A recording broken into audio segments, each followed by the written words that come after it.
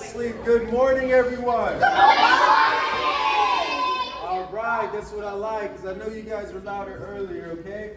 First off, I would like to say that so far you guys are among some of the best behaved students that we get, all right? I want you guys to keep it that way, all right? Can we do that? Yeah. If you do that, and your teachers are proud of you, then you guys might get like some treats at school or something, all right? All right.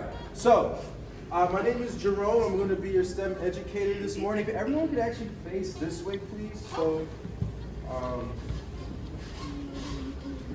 we're going to go over a quick PowerPoint where we're going to learn some really cool concepts. And you guys can kind of like sit in the front there. You guys were a lot. Some of the smaller kids, you guys can like, probably sit on the floor in the front over there. Are you gonna have to walk in easy? You don't have to walk like normal.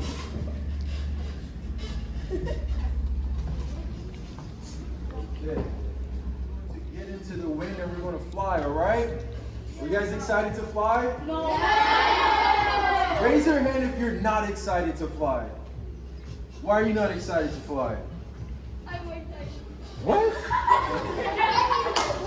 He said he might die. I mean, we all might die at any moment, right?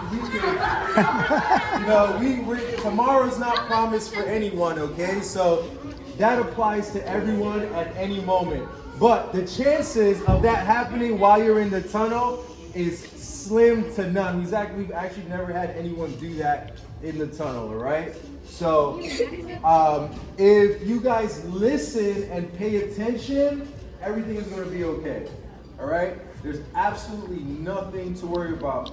How old are you guys? 9? Okay, 9, 11. So I've been bringing my nephew here since he was 3 years old, all right? Since my nephew was 3 years old, I've been bringing him to the tunnel, all right? So he's pretty good. So you guys are way older than he is. Actually, he's 5 now, so it's probably not too far, but all right, so as long as we pay attention and we listen and we follow the rules, everything is going to be okay. All right? We're going to have a lot of fun today. All right? Awesome. Do you guys know what STEM is? Okay, your hand went up first. What is STEM? Science, technology, engineering, and math. Exactly. Who else was going to say that? Of course, that's right, because you guys are geniuses, right? So is that right? Science, technology, engineering, and math? Okay, so that was correct, all right? What's something that we use STEM for? Engineering. Okay, engineering. Diseases, okay. The answer's on the screen, all right, let's see. What's your name? Okay, what do we use STEM for? What's that?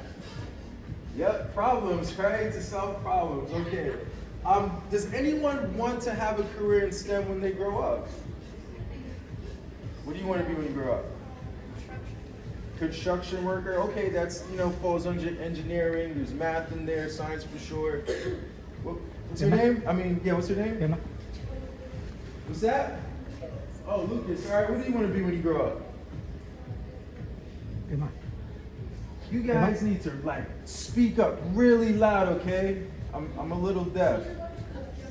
Construction, all right, that's good. We're always going to need construction workers, right? Okay. So we have a solid, liquid, and a gas, right? What is a solid? What's an example of a solid that you probably use every day? Okay, a cup. Can a cup turn into a liquid or a gas? Okay, what's a solid that can turn into a liquid or a gas? Clay.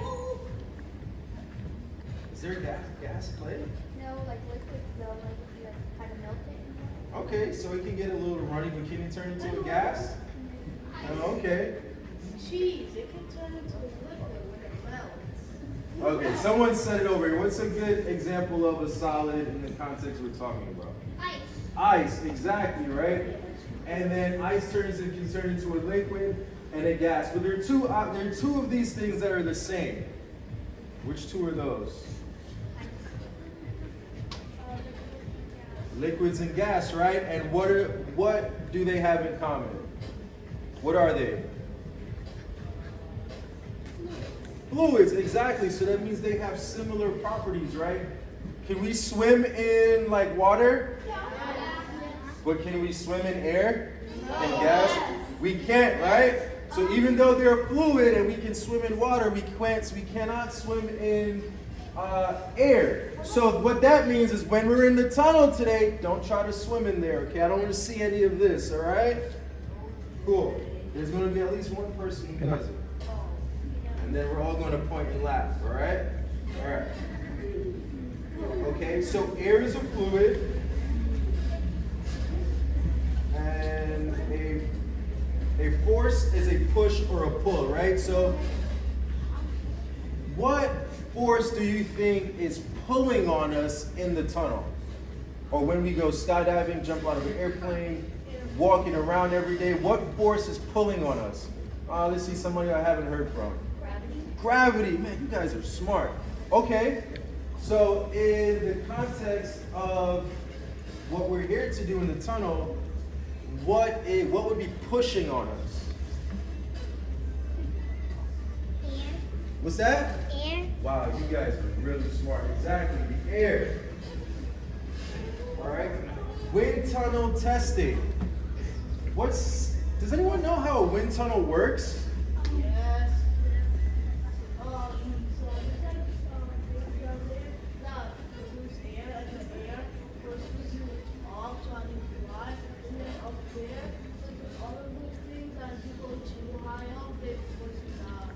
Okay.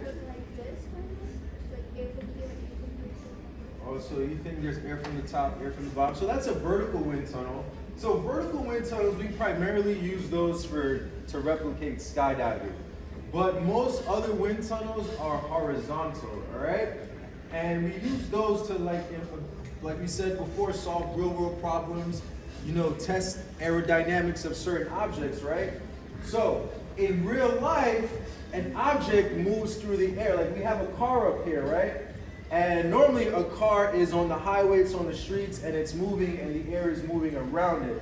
But what's different about a wind tunnel? The air's moving in it. Okay, it can if all the windows are down. I'm sorry, what I said before was the object is moving through the air, right? It's going to take the least amount of wind to fly, and then all the way through to the last object to fly, which is going to take the most amount of wind. I want you guys to guess how much each object weighs, and take a look at the frontal area of everything to try to guess. Also, what we didn't talk about earlier is things that affect the drag coefficient, right? So some objects have fur on it, some are smooth, some have like little prickly fingers. If they have texture like that, that raises the drag coefficient. That's why you guys wear those baggy suits versus the instructors who have tighter suits, right? Because those baggy suits help you guys to fly at a lower speed, okay? What's that, Maya? The ones with the holes, how might that affect the wind? Okay, we'll see. Let's see. But which object do you guys think is going to fly first? Ball. Pickleball. That's pickleball. Circle balls. Okay. I know it's not going to be the one. So look at the objects that have large frontal areas. And then also something. Okay. It's sloth. So no one said the sloth. I said the sloth. Oh, you said the sloth. Okay, Maya said the sloth. Yes. Okay, so the sloth is very light, and it has a large frontal area similar to you guys. It has fur, and it has on a suit like you guys were wearing today. So it's no surprise that the sloth is flying first, right? It's one of us. It's one of you. The sloth is made to fly. He's cool. He's cool. And right now, he was back flying, so that's hard. Flying on your back is actually pretty hard. What about head down? Head down, that's even harder. Oh, head down. Yeah, you could feel it. I don't think it's that.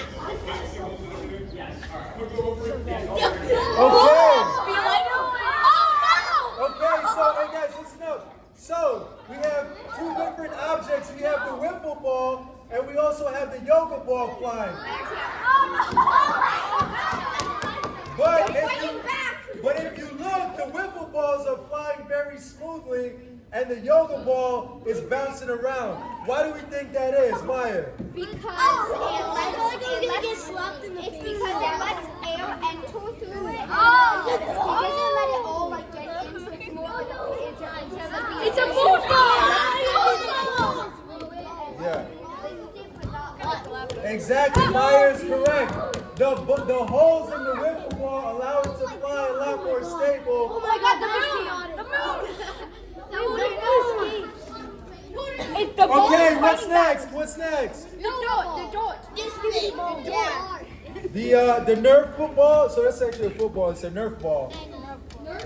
Okay, so the Nerf ball. We got the fruity balls. Wait, I don't think it's actually gonna be. I think it's gonna Okay, so we got the spiky balls, right? And if you guys look, it has little fingers on it to catch air. I see. The big one is flying. Oh my God! Escape now! Oh no! It's an urchin. Okay, look at it. He's gonna spin it. Okay. Why does it shoot up like that when he spins it? What happens when he spins it? What's that? That's what we saw. I can tell that Sonic the Hedgehog. Yeah. Sonic. Exactly. And he spins it and creates more frontal area. Yeah, it's gonna be that. It spreads out. Okay, we have 3 basketballs. It's gonna fight back. So that basketball is the same size, meaning it has the same frontal area as that basketball. But that other little one has water in it, so it weighs the same as the big basketball. So as you can see, the little basketball without the water is flying. It's fighting back. The revolution of balls has come. Okay, so which ball do you guys think is going to fly next? Why is the big basketball flying if it weighs the exact same as the little one? Yes, because it has more frontal area. What's your name? What? Big Dad? Alright. Yeah, that's right, Big Basketball Dad. game of space be like. Oh no! Yeah, again. Fight back. Pull back. Alright, so now we have 3 balls left. We have a basketball with water. We have a very aerodynamic ball that's designed to cut It's gonna through be the the air. basketball. It's going to be the basketball. We'll see. Yeah, it's gonna be the basketball. Wait a minute. Never mind. Increasing the gravity. Why do you guys think the Nerf ball?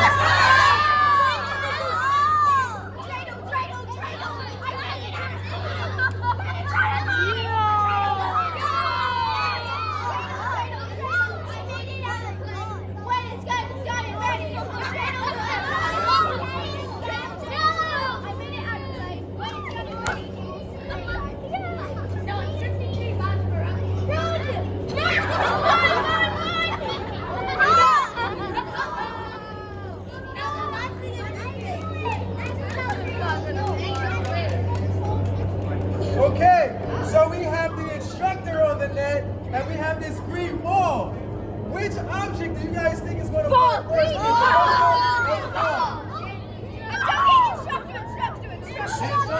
Maya says the instructor. The ball.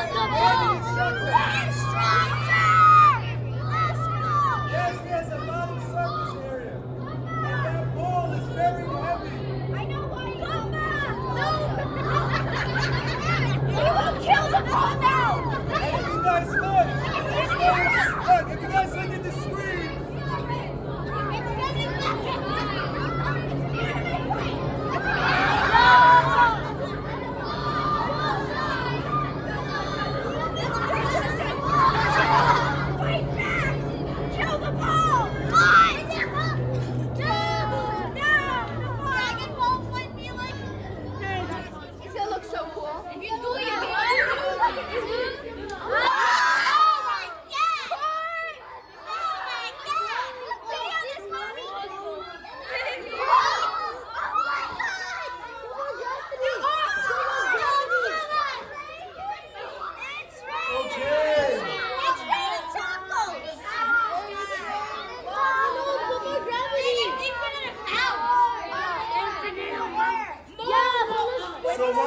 did the water break up into little droplets? What happened? Turns into a gas. What was broken? Oh my god! He made me So the air broke up the surface tension of the water, right? I'm thirsty You guys ever heard of that before? Surface tension? And if you look, the water droplets aren't all the same size. What's happening to this one? What's happening to this